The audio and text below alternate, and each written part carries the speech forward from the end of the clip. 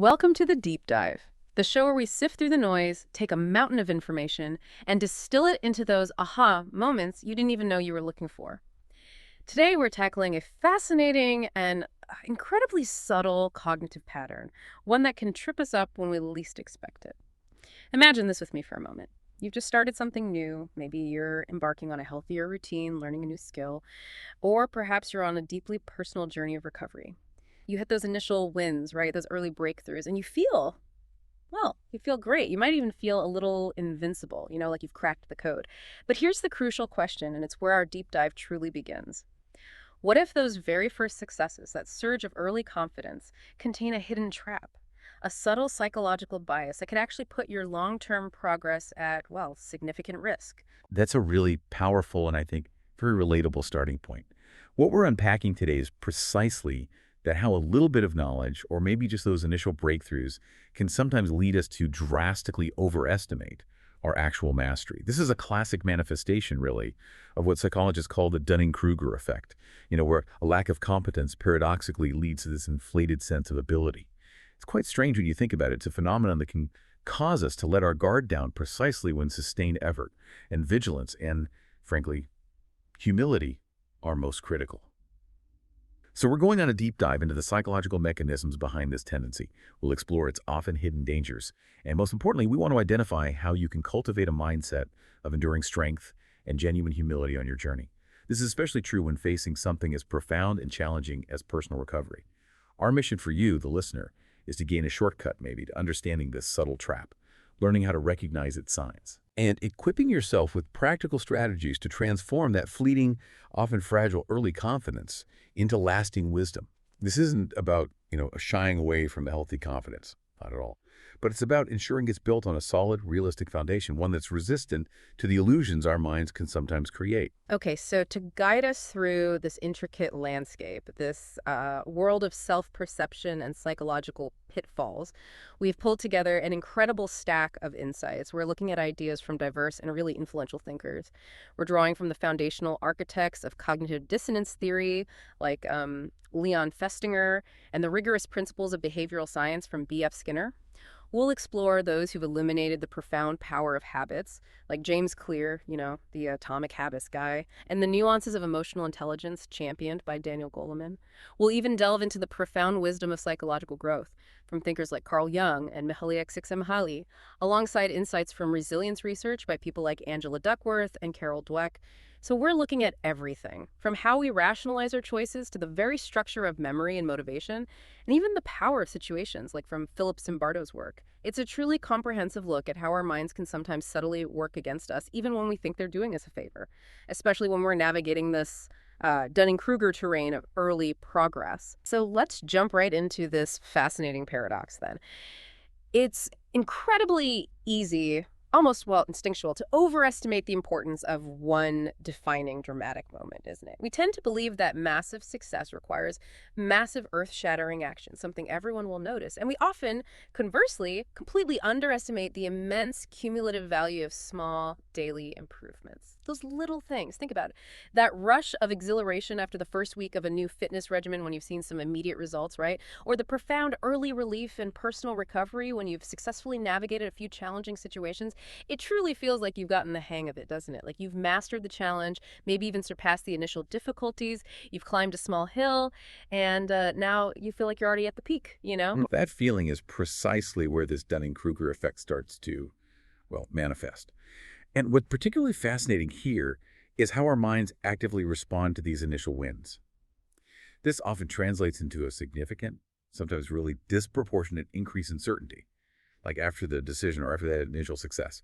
Even if the decision was tentative, or the initial step was relatively small to begin with, our cognitive system, as Leon Festinger's theory of cognitive dissonance helps us understand, actively works to reduce psychological discomfort. It hates feeling inconsistent. This discomfort arises when our beliefs, attitudes, or actions are, inconsistent. They don't line up. So to alleviate that internal tension, our minds start creating this sense of assurance that might not fully reflect the objective reality or, the true complexity of the challenge ahead. This rapid surge of confidence after a definitive choice or after those early successes, it can be a powerful, almost intoxicating feeling. It makes us feel more capable, more in control, and frankly, more expert than we might objectively be. which is a key signature of overconfidence in these early stages, a classic Dunning-Kruger misjudgment of one's own competence. That's a crucial point. So, our brains are almost actively working against us in a way when we hit these early wins. How insidious is this effect, really, and what makes it so hard to shake? Because if we're not careful, like you said, this is where our minds can truly start to play tricks on us. One of the core ideas here, which seems like a powerful driver of this Dunning-Kruger overestimation, is something called selection bias. And this isn't just a minor oversight, is it? It sounds like it fundamentally skews our perception, our decision making. It sets a kind of default story or narrative in our minds.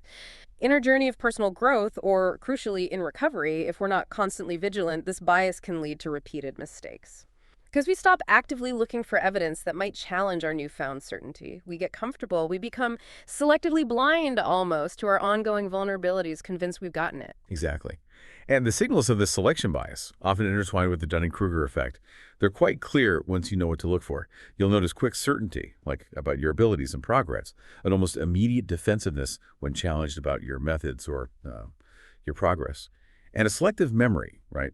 Only remembering the supporting facts that affirm your perceived mastery. Think about it. According to Festinger's theory, individuals inherently strive for consistency in their beliefs, opinions, behaviors. When an inconsistency or dissonance arises, it causes this deeply unpleasant psychological discomfort. It feels bad, and that powerfully motivates individuals to reduce it. So this dynamic drives us to actively seek out and internalize information that aligns with our existing beliefs and attitudes, while simultaneously avoiding anything that could introduce further discomfort or dissonance. We push it away. It's as if our brains are pre-programmed to confirm what we already think we know, or maybe more accurately in early recovery, what we want to believe about our progress. Consider the classic example Festinger used. Consumers who, after buying a car, predominantly read ads for their recently purchased model, and they actively avoid ads for competing brands. They're reducing that post-purchase dissonance, making themselves feel better about their choice. Similarly, individuals in early recovery, maybe buoyed by initial success, might only pay attention to the positive feedback, or just those internal feelings of success. They filter out any subtle signs of remaining vulnerability or the urgent need for continued vigilance, precisely because acknowledging those things would cause dissonance with their elevated self-perception. This selective information processing directly underpins the Dunning-Kruger effect. The individual lacks the metacognitive skill, the ability to think about their own thinking, to even recognize their own gaps in understanding, or the need for sustained effort. Okay, here's where it gets really interesting and potentially quite dangerous for long-term progress, like you said.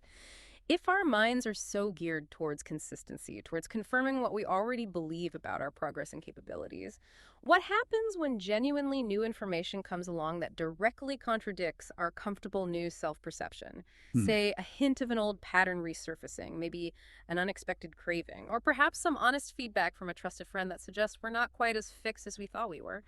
What's the psychological fallout then? How do we react? That's where cognitive dissonance kicks in hard, and the potential for a truly dangerous kind of Dunning-Kruger overconfidence emerges. The presence of dissonance, that uncomfortable feeling, it compels individuals to either alter their private beliefs or maybe reassess the value of external influences, like that friend's feedback, to reduce this profound discomfort. However, and this is absolutely crucial, often the path of least resistance, and the one our biased minds overwhelmingly prefer when caught in the Dunning-Kruger trap, is to simply avoid information that could introduce further dissonance. Just ignore it. This means we might actively avoid honest self-assessment. We might dismiss critical feedback as irrelevant or mistaken, or maybe even malicious, or even downplay challenging situations that threaten our infallible or cured status. Now, the magnitude of this dissonance, and thus the strength of our defensive reaction, it depends on several factors. Things like the perceived importance of the decision or commitment. How big a deal is this recovery to me? Also, the attractiveness of any unchosen alternatives, like maybe going back to old habits, still holds some appeal.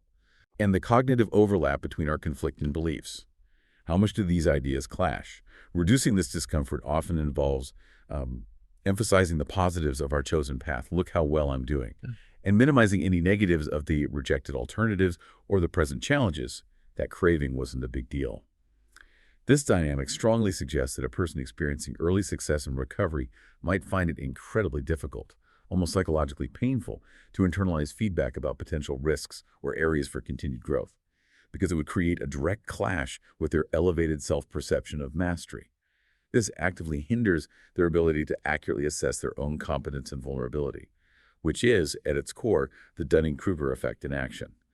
They are too unskillful in self-assessment to realize how unskillful they are. They don't know what they don't know. Okay, moving beyond just these conscious biases and that immediate post-decision comfort seeking, it's easy for us to think we're always in complete control, isn't it? The autonomous man, as some theories suggest, the sole master of our own destiny. But our sources seem to point to something much deeper, that our behavior, including our confidence levels and our susceptibility to overestimation, is often shaped by powerful forces far beyond our immediate awareness or rational control. It's not just about what we think we're doing, it's about what's subtly influencing us beneath the surface. Indeed. B.F. Skinner, who was a real pioneer in behavioral science, he provocatively argued that a truly scientific analysis of behavior, well, it shifts both responsibility and achievement away from some internal autonomous man, and instead places it largely onto the environment, what's happening around us. Our traditional views of freedom and dignity, they tend to emphasize personal credit and individual agency. I did this, but that often overlooks just how much our behavior is shaped by what he called reinforcement contingencies, basically rewards and punishments in our environment. That feeling of freedom itself can become an unreliable guide, especially when subtle, non-aversive measures, essentially rewards or positive reinforcements, are at play. We might feel free and in control, completely convinced of our newfound mastery after a few wins. But our environment, including those very early successes, is subtly shaping us through powerful positive reinforcement. Skinner noted that these non-aversive measures, these rewards, are powerful, but their effects can be deferred. They might not be obvious right away, and they're less conspicuous than aversive ones like punishment. So, this means early success acts as a potent, though maybe subtle, positive reinforcer. It feels good, so we want more of it, or we think we've got it figured out. If this reinforcement isn't accompanied by continued vigilance or a structured understanding of the underlying processes that led to success, it can create a false sense of security, a dangerous complacency. We mistakenly attribute success to innate ability or having beaten the problem, rather than recognizing the specific actions, the environmental supports, and the sustained efforts that actually led to it. And this misattribution, it reinforces the Dunning-Kruger illusion. It makes us less likely to seek further learning or acknowledge areas of weakness because the positive feedback feels so complete and satisfying. Why look for problems when everything feels great? So, if our external environment is influencing us in these subtle yet powerful ways, what about our inner world? Carl Jung talks about the psyche as a boiling cauldron of contradictory impulses, inhibitions, and effects. That sounds intense. It sounds like there's a lot going on beneath the surface of our consciousness that could fuel this overconfidence. Perhaps as a way to manage or suppress that very internal chaos, to create an illusion of order we desperately desire. Well, absolutely. The idea of the unity of consciousness, or a perfectly integrated, harmonious personality. Well, as Jung suggests, it's often a desideratum, something deeply desired and striven for, rather than a constant reality. Our conscious intentions are continually disturbed and thwarted, to a greater or lesser degree, by unconscious intrusions, things bubbling up. And these aren't necessarily simple wish fulfillments in the Freudian sense. They can be impersonal psychic happenings, like original revelations of the preconscious psyche that manifest as myths, archetypes, deep-seated patterns, stuff we all share. The subordinate personality is Jung's concept of the total person, the whole self. It includes the conscious mind and the unconscious psyche, with its own unique requirements and needs. So in the context of early recovery, this boiling cauldron could manifest as an unexamined urge to return to old patterns, subtly masked maybe by a conscious overconfidence that says, I'm fine now, that's all behind me, I'm totally over it.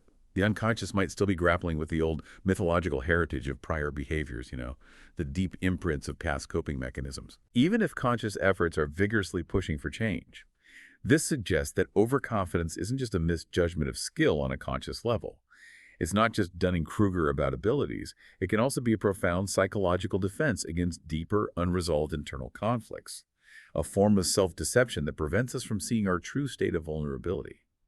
Consider the philosopher Jung mentioned, the one who became obsessed with the idea of having cancer, despite repeated medical assurances that he was fine. He knew rationally he didn't have cancer, but his unconscious continued to force this imaginary idea upon him. It felt real. It powerfully shows how these alien powers or unconscious factors can be in shaping our perception of reality, even against rational evidence, and feeding an illusion of control where none truly exists, making us blind to deeper truths about ourselves and susceptible to the Dunning-Kruger effect's self-deception. Wow. And then, even if we are somehow consciously aware of these hidden influences, both external and internal, there's the emotional brain, which seems to have, well, a mind of its own, especially when things get intense. Daniel Goleman highlights this, right? How in moments of high passion or crisis, the primitive proclivities of the brain's limbic centers take on a more dominant role. This sounds like confidence if we're not constantly vigilant, like a hijack. This is an absolutely critical point for anyone navigating personal growth or recovery. It's huge. The rational mind doesn't usually decide our emotions. Feelings often arrive as a fait accompli done deal. Boom, there they are. What the rational mind can ordinarily control is the course of those reactions, what we do next. However, in moments of high emotional intensity or stress, the limbic centers, the more primitive parts of our emotional brain, they can quickly dominate, take over. They learn habits, these emotional centers, and these emotional habits will take over, for better or worse, when things get heated. Trauma, for instance, Golan points out, produces actual physiological changes in the brain, including a recalibration of the alarm system, making it hypersensitive, and alterations in how we filter information. These changes explain why traumatized individuals often repeat the same problems and struggle to learn from experience. It's not a moral failing. Their behaviors aren't moral failings, but are caused by actual brain alterations that create deeply ingrained emotional habits. And this connects directly to Ivan Pavlov's groundbreaking work on conditioned reflexes. Remember the dogs and the bells. While these reflexes can certainly be inhibited or extinguished through new learning and conscious effort, Pavlov observed something crucial. Even after experimental extinction, the reflex invariably becomes spontaneously restored in a longer or shorter time. It comes back. This demonstrates the profound persistence of learned patterns, even after periods of successful inhibition. They don't just disappear. So even when we consciously know we're doing well in recovery and maybe we're feeling that Dunning-Kruger surge of overconfidence, deep-seated emotional patterns, especially if unaddressed or merely suppressed, can and do reassert themselves, creating a vulnerability that our overconfidence might completely blind us to. The spontaneous restoration of conditioned reflexes in Pavlov's experiments serves as a stark warning. The extinction of old habits is not a permanent eradication. It's more like a suppression that requires continuous lifelong management. Overconfidence can make us mistakenly believe these patterns are gone forever, leaving us psychologically exposed and unprepared for their reemergence. Okay, so if our minds are prone to these cognitive biases fueling overconfidence, and our emotional brains cling stubbornly to old habits that can spontaneously pop back up, what happens when we start to feel too good about our progress? It seems like this is the precise moment we might start to skip the very things that got us here in the first place. Believing we're beyond them now. I've mastered the basics, so why keep practicing? That's the insidious core of the illusion of mastery, yeah. And where the Dunning-Kruger effect truly becomes a dangerous trap. It's incredibly easy to overestimate the importance of one defining dramatic moment, that big win, right? And simultaneously underestimate the immense value of making small improvements daily. We convince ourselves that massive success requires massive action. And once we've had a few big wins in recovery, for example, we might believe the daily grind, those small, consistent efforts, are less necessary. I'm good now. But as James Clear meticulously details in Atomic Habits, the difference a tiny improvement can make over time is absolutely astounding. It's exponential. If you can get just 1% better each day for 1 year, you'll end up 37 times better than when you started, 37 times. Conversely, if you get 1% worse each day, maybe skipping that small habit, you'll decline nearly to zero over a year. This principle profoundly shows that your current trajectory matters far more than your current results. Where are you heading? Small choices, whether they're 1% better or 1% worse, they accumulate over time to determine a very, very different destination. Success is the product of daily habits, not these once-in-a-lifetime transformations that can actually lead to a false sense of security. Cleared uses the example of a millionaire who, despite their current wealth, consistently spends more than they earn. They're on a bad trajectory, right? Even though they're rich right now. Similarly, in recovery, a few good months might mask a subtle decline in daily discipline and those crucial 1% actions, leading to a dangerous long-term trajectory.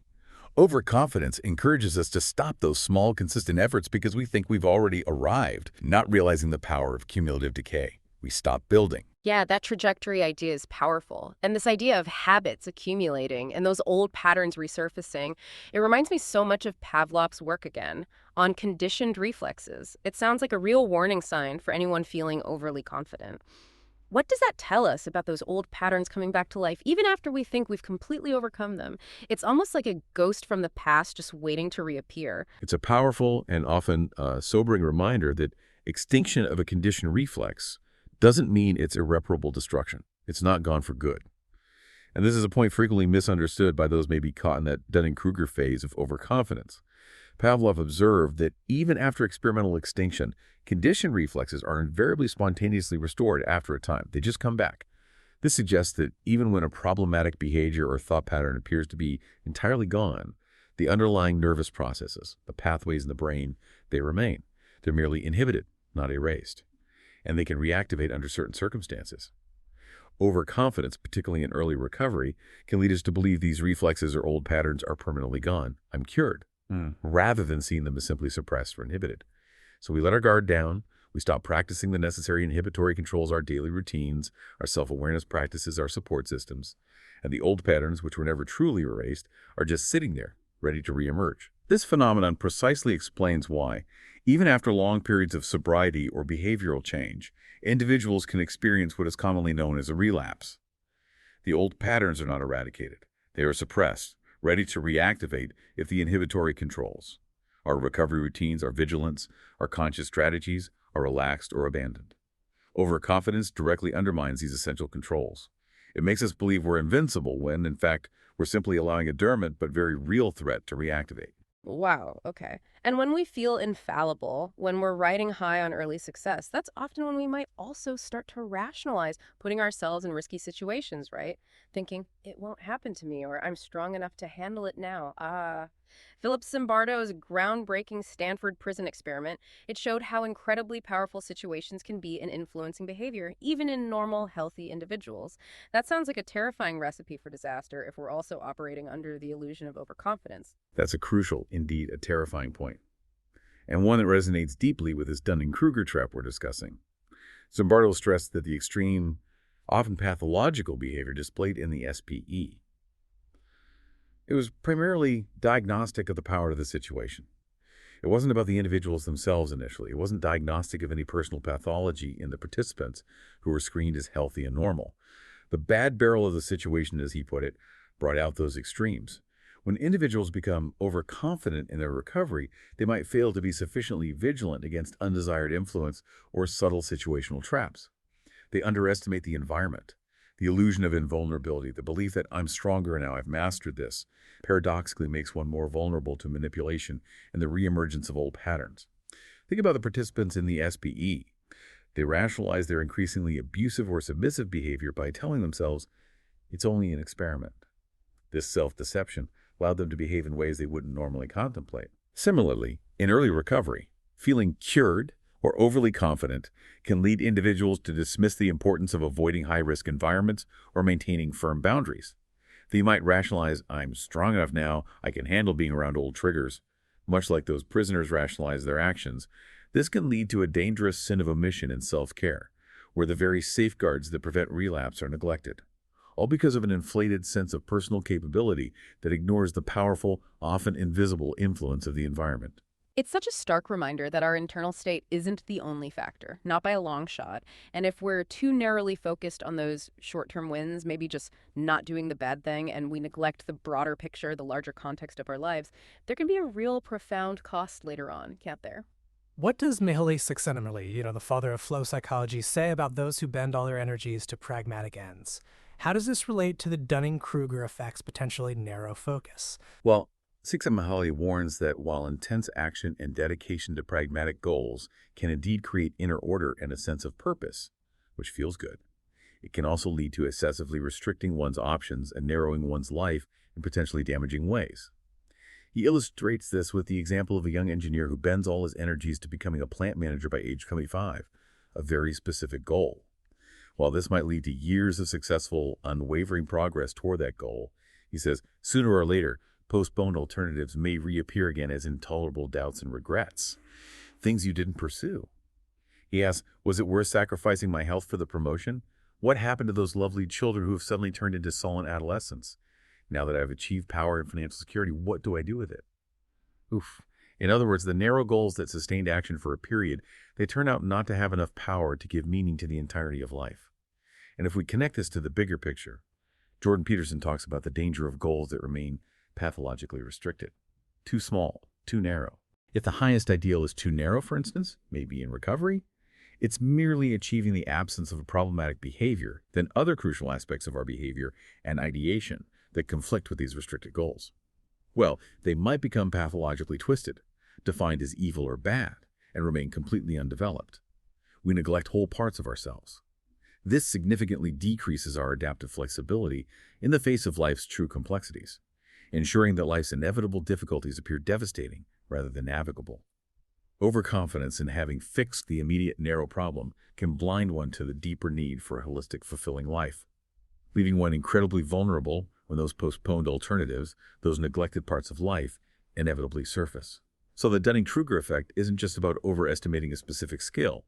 It can also be about not even knowing the full scope of what true mastery or comprehensive recovery actually entails, thus leading to a pathologically restricted view of success that sets you up for disappointment later. Okay, so after exploring all these subtle yet pretty dangerous traps of overconfidence and self-deception, what does this all mean for us? How do we actually break free from this Dunning-Kruger cycle of false mastery? It sounds like simply becoming aware of these psychological mechanisms, just knowing they exist, is the first utterly crucial step. Precisely. James Clear, in his work on habits, really emphasizes this. The process of behavior change always starts with awareness. Always. You simply cannot change what you do not recognize. If it's invisible, you can't act on it. Strategies like pointing and calling, which involves verbalizing your intentions or observations out loud like they do on Japanese trains, signal is green, or diligently maintaining a habit scorecard, just tracking what you actually do. These are focused on getting you to recognize your habits and the specific cues that trigger them, bringing them into the light.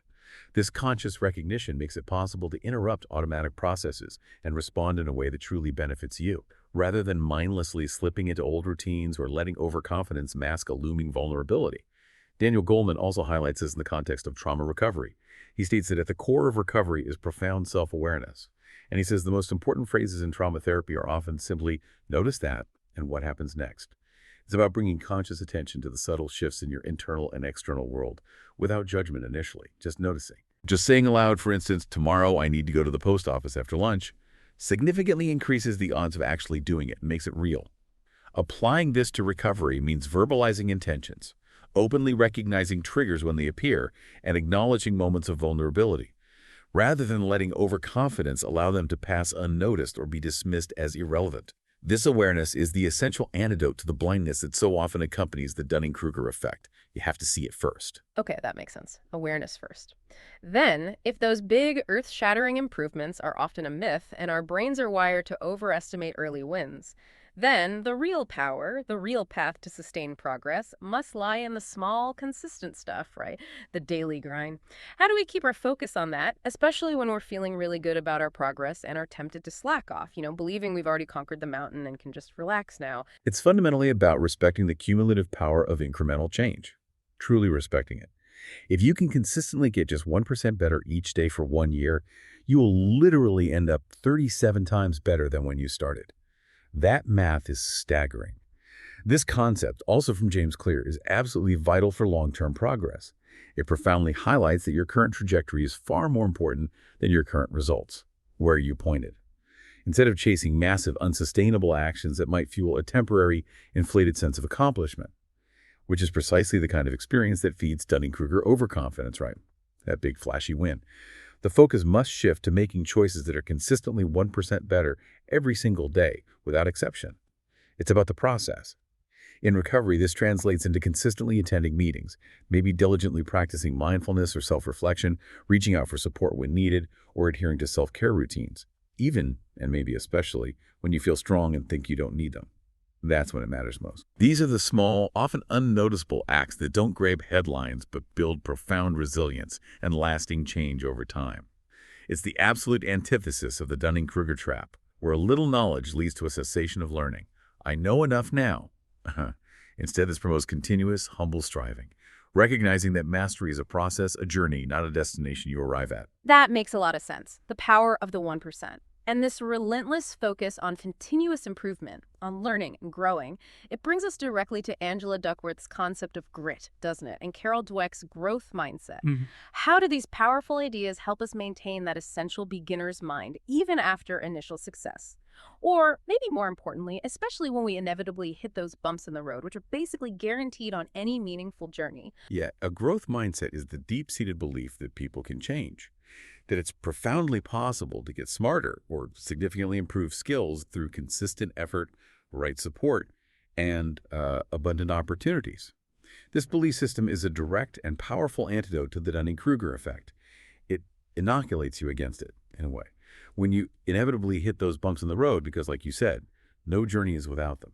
A fixed mindset interprets these as evidence that you don't have the right stuff, that you're fundamentally not good enough, maybe, and that your early successes were just a fluke, luck perhaps.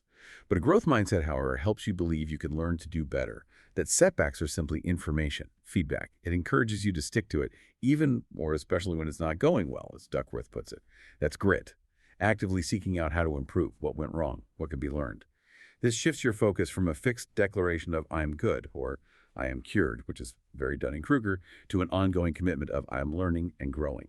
It's a verb, not a noun. It reframes setbacks, not as failures, but as essential data points on the path to mastery, encouraging a healthy, realistic self-assessment that directly counters the Dunning-Kruger effect by embracing the unknown, the challenge, and the need for continuous improvement. Think of the writer, mentioned in one of our sources, who wasn't the best at the beginning, whose stories were initially kind of clumsy and melodramatic, but who, through sheer perseverance and a growth mindset, got better and better and eventually won a prestigious Guggenheim Fellowship. That illustrates the profound power of sustained effort and a belief in development over raw, static talent or feeling like you've already arrived. Okay, so cultivate awareness, focus on the 1%, embrace a growth mindset. That's a powerful foundation. But beyond just the mindset shift, which is clearly crucial, are there concrete, actionable strategies we can employ, like specific techniques, to keep ourselves honest and prevent that insidious slide into complacency that overconfidence often brings? What tools can we add to our personal growth toolkit? Absolutely. There are definitely concrete tools. The 5 psychological truths, which is a practical framework designed to counteract common cognitive biases, offer us powerful, actionable tools for self-regulation and vigilance, things you can actively do. For example, to directly combat selection bias, that tendency to only see what concerns our beliefs, the one that fuels Dunning-Kruger overconfidence, you can train yourself to ask crucial questions. Questions like, if I were wrong here, what specifically would I be missing? Force yourself to consider alternatives. And who disagrees with me and why do they hold that perspective? Actively seek out opposing views. This actively forces you to seek out disconfirming evidence, pushing past your comfort zone and your confirmation bias. Even better, you can set a pre-commitment. This means writing down the specific criteria for decisions before you even see the options available to you. This removes the opportunity for bias to creep in later when you're evaluating choices. Or you can run a pre-mortem, which I love. Assume a decision or plan has already failed catastrophically. And then, working backward, list all the reasons why it might have failed. And then design safeguards now to prevent those specific outcomes. This proactive approach forces you to anticipate problems and vulnerabilities before they arise, short-circuiting that overconfident thought process that says everything will be fine. In recovery, this could mean pre-committing to attending a certain number of meetings per week, no matter how good you feel, non-negotiable. Or doing a pre-mortem on a potentially challenging social event, envisioning potential pitfalls, triggers, difficult conversations, and planning specific coping strategies before you even walk into the room. This aligns beautifully with Skinner's concept of counter-control, actively designing your environment and your self-talk to shape desired behaviors, rather than passively letting unconscious biases or environmental reinforcements take over your choices.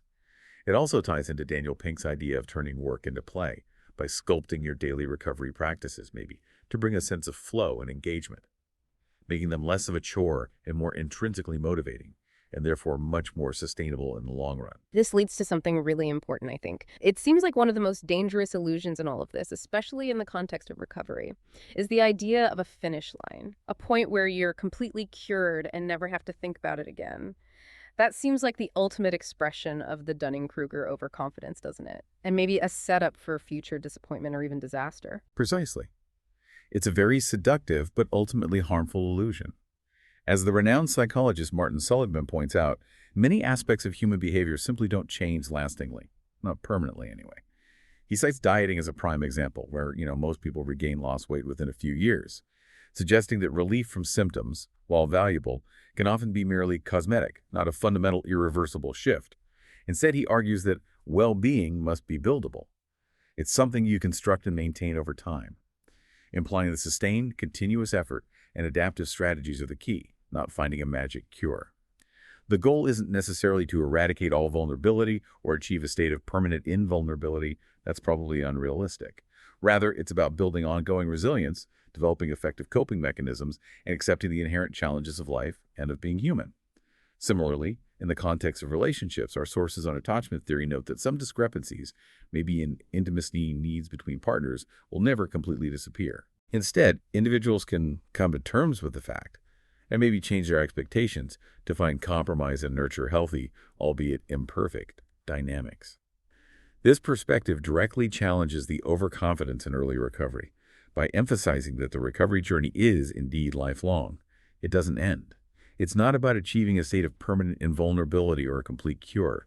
It's about continuous building, adaptation, and acceptance of inherent challenges. This perspective acknowledges that true competence, true mastery, involves recognizing the ongoing nature of learning and growth, rather than the Dunning-Kruger-esque belief in having achieved some final, unassailable state of perfection or completion. That's a profound shift in perspective, moving from cure to continuous building. And to navigate a lifelong journey like that, Oliver Sacks shares these vivid, almost heartbreaking stories of patients who lose their inner narrative, leading to a profound disconnection from reality and even from themselves. This highlights the crucial role of continuously understanding, articulating, and maybe recollecting ourselves throughout life, doesn't it? Our story isn't static, it keeps evolving. Yes, Sacks illustrates this so powerfully. He says that each of us constructs and lives a narrative, and that this narrative is us, our identities. Our story is who we are. To truly be ourselves, to maintain our coherence and sense of self, we must possess, if need be repossess, our life stories with authenticity and honesty. We have to own our story. Deprived of this continuous, truthful inner narrative, one can be driven to an irrational frenzy or confabulations, essentially making things up to fill the gaps, literally creating a pseudo-continuity or pseudo-worlds to fill the void left by a lost or fractured sense of self. Losing this coherent inner narrative can lead to a kind of confabulatory delirium, as Sacks calls it, where one must literally make himself and his world up every moment, just constantly scrambling to create meaning. This connects deeply, I think, to Jordan Peterson's idea of the need for redemption when one becomes isolated or pathologically restricted in their life story. A loss of a coherent, truthful inner narrative can be a profound form of self-deception that actively prevents true growth. And it perpetuates the illusion of self-mastery, reinforcing the Dunning-Kruger effect on a really foundational level. It's a fake story about yourself. Overconfidence, especially in early recovery, can lead to a simplified, inaccurate narrative of, I'm sneezed now, everything's perfect, ignoring the complexities, the ongoing needs, and the subtle vulnerabilities of the self, the messy truth. Continuously reflecting on one's true story, including both strengths and past struggles, integrating it all, is essential for a realistic and grounded self-perception. It counters the tendency to create these pseudo-narratives of exaggerated competence or cure. It allows for the critical self-assessment that Dunning and Kruger suggest is so often lacking in those experiencing their effect. You need an accurate story. So instead of a simplistic, all-good narrative, we need a rich, truthful, and constantly evolving one that includes the shadows too. And finally, what about those who seem to naturally resist this seductive pull of overconfidence? Those individuals who are always questioning, always probing beneath the surface, maybe embracing a kind of permanent beginner's mind. What can we learn from their approach? That's a great question. Susan Cain, in her book Quiet, highlights individuals like the investor Michael Burry, from The Big Short, or the shrewd analyst Charlie Ledley and Jamie May. Their remarkably successful investment strategies were explicitly based on FUD, fear, uncertainty, and doubt. Their core belief, and what made them so effective, was that most situations were not as stable as they appeared to be. They didn't trust the surface appearance. They were astute enough to forecast disasters, like the 2008 financial crisis, because they relentlessly questioned assumptions. They developed deeply contrarian views, rather than simply riding the wave of conventional wisdom or basking in early successes. This contrarian thinking, this embrace of uncertainty, is crucial for navigating any complex challenge, including personal recovery. It offers a powerful counter-narrative to overconfidence and the Dunning-Kruger trap. Instead of basking in early success and assuming stability, the beginner's mind actively seeks out potential instabilities and uncertainties. What could go wrong here? It encourages a healthy skepticism about perceived stability and promotes continuous reevaluation, which is precisely what overconfidence seeks to suppress. Overconfidence wants certainty and comfort. It's about cultivating a profound awareness of what you don't know, rather than being blinded by what you do know, however little or much that might be. This is perhaps the ultimate lesson for overcoming the pitfalls of early progress and fostering genuine lasting growth. A humility that recognizes the vastness of what remains to be learned, the ongoing nature of the challenge. Wow. What a journey we've taken today into the heart of confidence and its pitfalls. We've seen how that intoxicating feeling of early success, while motivating in the short term, can become a significant blind spot, leading us straight into the Dunning-Kruger trap where we overestimate our abilities and neglect the very foundations of our progress. From cognitive biases like selection bias, working hard to confirm what we already believe, to the surprising persistence of old conditioned patterns deep in our emotional brain, ready to resurface. And the subtle but powerful influence of our environments. The path to sustained recovery and genuine growth clearly demands constant vigilance and profound self-awareness. Ultimately, this deep dive reminds us that true mastery and lasting change are not about reaching some mythical destination of invulnerability or being cured once and for all. That's not the goal. Instead, it's about embracing a growth mindset, committing to those consistent small actions every single day, the 1% improvements, actively seeking out disconfirming evidence, asking, how might I be wrong? And maintaining a humble, curious beginner's mind throughout the lifelong journey, always learning. This approach allows us to see setbacks not as failures that define us, but as invaluable learning opportunities, data points, and to continuously refine our self-perception, ensuring that our competence is built on truth and sustained conscious effort rather than a fragile illusion of complete mastery. So as you reflect on your own journey, whatever that might be, personal growth, mastering a new skill, or navigating the profound waters of recovery, ask yourself, where are you confidently moving forward, but perhaps neglecting to ask, if I were wrong here, what would I be missing? What seemingly small, consistent effort are you tempted to skip today, believing you're beyond it now, that could, in the long run, truly make all the difference? Remember, the deepest wisdom often comes not from knowing all the answers, but from continually asking the right, often uncomfortable questions.